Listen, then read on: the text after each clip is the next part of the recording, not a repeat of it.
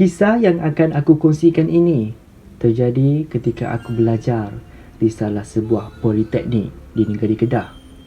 Politeknik ini terletak di salah sebuah daerah yang terkenal dengan julukan Gedung Ilmu. Berdekatan dengan politeknik ini terletaknya sebuah universiti yang terkenal dengan gelaran Universiti di Rimba Hijau. Cerita yang akan aku kongsikan ini berlaku ketika 8 tahun yang lalu, atau lebih tepat lagi pada bulan Disember tahun 2012. Kejadian seram yang aku alami ini berlaku pada hari kedua minggu orientasi. Orientasi atau lebih tepat lagi ketika minggu suakenan. Pada hari kedua, aku sudah mendapat salam perkenalan dari dia. Pada malam tersebut, selepas tamat taklimat di Pusat Islam pada jam 11.50 malam, kami diarahkan untuk membuat barisan bagi mengambil pakaian serta sedikit cenderamata dari pihak poli. Abang Fesi ketika itu sudah memaklumkan kepada kami semua supaya terus naik ke atas setelah mendapat semua barang-barang. Entah kenapa aku jadi orang yang pertama beratur. Aku duduk paling depan sekali dalam barisan. Mungkin aku excited kerana esok merupakan hari last kami akan berorientasi. Setelah selesai mengambil semua barang, aku terus melangkah ke tangga blok aku. Kamsis aku mempunyai 4 tingkat dan bilik aku berada di tingkat yang keempat. Biasalah, bila sebut saja asrama, macam-macam kita serambungan bermain dalam fikiran aku. Masa zaman sekolah dulu, aku merupakan seorang yang aktif dalam kurikulum.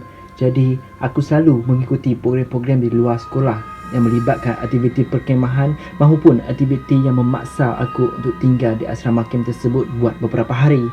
Tapi sepanjang aku berada di dalam kem tersebut, ketika aktiviti perkemahan maupun aktiviti yang melibatkan perkemahan, aku tidak pernah diganggu atau melihat atau terjadinya perkara-perkara seram. Alhamdulillah, mungkin aku bernasib baik sebab tidak dipertemukan dengan makhluk-makhluk tersebut. Berbalik pada cerita aku tadi, aku mula naik tingkat demi tingkat berseorangan. Ini kerana kawan-kawan aku masih lagi berada di bawah. Perasaan seram pada ketika itu usah ditanya. Habis meremang segala budu yang ada pada diri aku. Tingkat pertama, tingkat kedua dan aku terus naik ke tingkat ketiga. Pada ketika itu memang gelap, suram dan muram. Namun aku tetap berani untuk naik ke tingkat keempat di mana terletaknya bilik aku. Angin ketika itu sungguh sejuk sehingga membuatkan aku rasa terkucil. Tapi hajat ini aku simpan dulu kerana aku tidak mungkin berani masuk ke tandas perseorangan. Pelbagai bayangan dan imajinasi aku terbayang ketika aku masuk ke dalam tandas nanti. Sampai saja aku di depan pintu bilik aku sempat pandang ke koridor bawah nak tengok kawan-kawan aku. Ternyata masih tiada siapa pun yang naik di blok itu kecuali aku.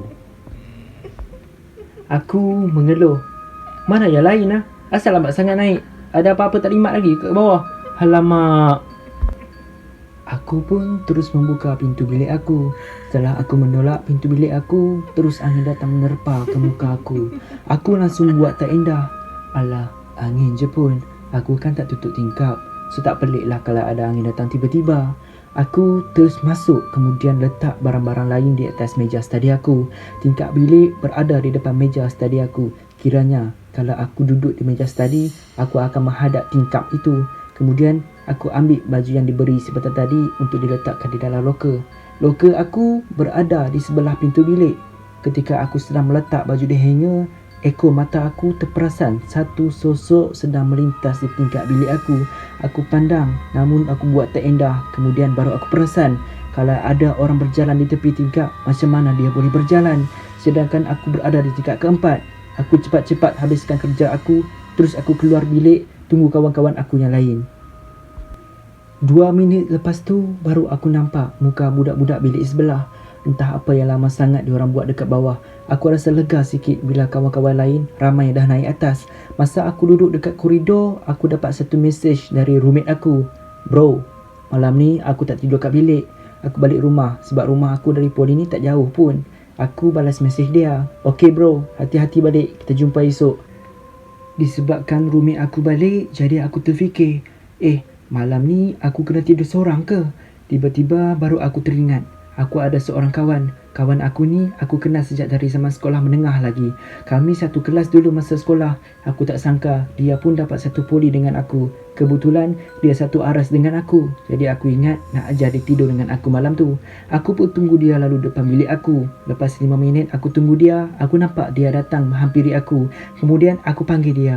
Weh, malam ni kau tidur bilik aku boleh tak? Kebetulan roommate aku balik malam ni. Cantik juga kalau kita tidur sebilik. Boleh borak-borak kejap. Member aku pun cakap, boleh. Nanti aku datang bilik kau. Aku balik bilik aku kejap nak ambil bantal dengan selimut. Lepas kawan aku cakap macam tu, aku terus masuk dalam bilik. 10 minit kemudian, pintu bilik aku diketuk. Waktu tu, pintu aku tidak berkunci. Aku pun cakap, masuklah weh. Aku tak kunci pun pintu. Kemudian kawan aku pun masuk ke dalam bilik. Kemudian terus duduk di atas katil. Kami borak-borak biasa dalam 15 minit. Kemudian masing-masing dah keletihan. Dan disebabkan esok pagi kami kena bangun awal untuk hari terakhir orientasi, jadi kami pun tidur awal. Aku bangun dari katil terus menuju ke suis lampu untuk menutup lampu. Kemudian aku kembali ke katil aku untuk tidur. Lepas aku baca doa, aku baring atas katil aku. Mata aku kemudian memandang kawan aku. Kakinya memanjang ke hujung katil, tapi dia masih belum baring. Aku tak sure apa yang dia buat. Selepas 5 hingga ke 10 minit, baru kawan aku baring. Pada paginya, kawan aku kejutkan aku. Aku sangkakan dah masuk waktu subuh. Rupanya belum lagi. Masih awal lagi ketika itu. Kawan aku kejutkan aku untuk minta izin balik ke biliknya. Aku pada ketika itu masih mengantuk dan mata masih berat untuk buka. Aku hanya mengiyakan permintaannya. Lantas aku bangun dan terus tutup pintu bilik tanpa aku melihat sama ada betul atau tidak kawan aku balik ke biliknya. Lepas tamat minggu orientasi, aku dan kawan-kawan aku membuat keputusan untuk duduk di rumah sewa. Ketika kami seronok bersembang, pelbagai topik kami ceritakan sehinggalah masuk ke topik seram.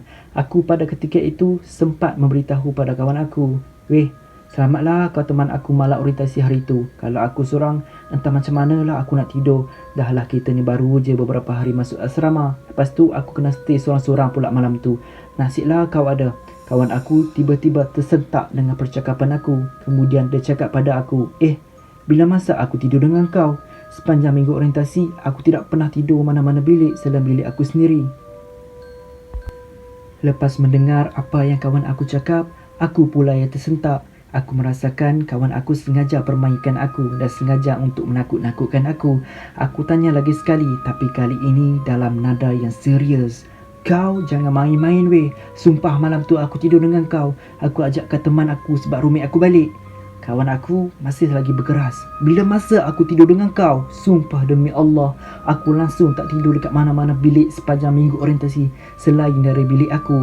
Sehingga ke hari ini, aku masih lagi sangsi, keliru, muskir dan terfikir apakah yang menemani aku tidur pada malam tersebut." Terima kasih kerana sudi mendengar kisah-kisah ini. Sekiranya anda mempunyai kisah-kisah seram yang lain, sila emailkan kepada kami dengan menggunakan email yang tertera di bawah ini. Saya Fido Ismail. Semoga berjumpa lagi. Salam 10 Ramadan. Assalamualaikum.